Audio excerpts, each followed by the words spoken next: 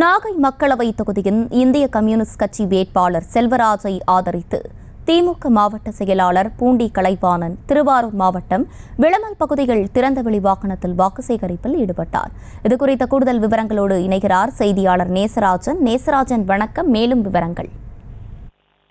அர்ச்சினி, வருகிற ஏப்ரல் 19ஆம் தேதி தமிழ்நாடு மற்றும் பாண்டிச்சேரி உட்பட 40 நாடாளுமன்ற தொகுதிகளுக்கு தேர்தல் நடைபெற உள்ள நிலையில் தமிழகம் முழுவதும் பல்வேறு கட்சியினர் தீவிர வாக்கு சேகரிப்பில் ஈடுபட்டு வருகின்றனர். குறிப்பாக நாகை நாடாளுமன்ற தொகுதி இந்திய கம்யூனிஸ்ட் கட்சியின் ஒதுக்கப்பட்ட நிலையில் அதன் வேட்பாளராக இந்திய கம்யூனிஸ்ட் நாகை தொகுதி வை செல்வராஜ் தீவிர வாக்கு சேகரிப்பில் ஈடுபட்டு வருகிறார். இந்த நிலையில் இந்த திருவாரூர் மாவட்டம் விளமல் பகுதியில் வேட்பாளர் வை செல்வராஜை ஆதரித்து திமுக மாவட்ட செயலாளர் பூண்டி கலைவாணன் திறந்தவெளி வாகனத்தில் பொதுமக்களை சந்தித்து தீவிர வாக்கு சேகரிப்பில் ஈடுபட்டார்.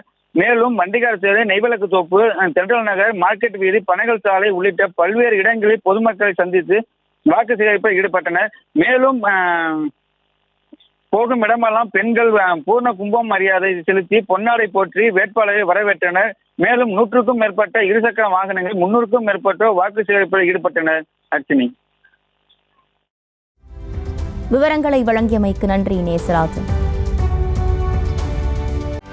செய்திகளை உடனுக்குடனும் துல்லியமாகவும் தெரிந்து கொள்ள சப்ஸ்கிரைப் பண்ணுங்க.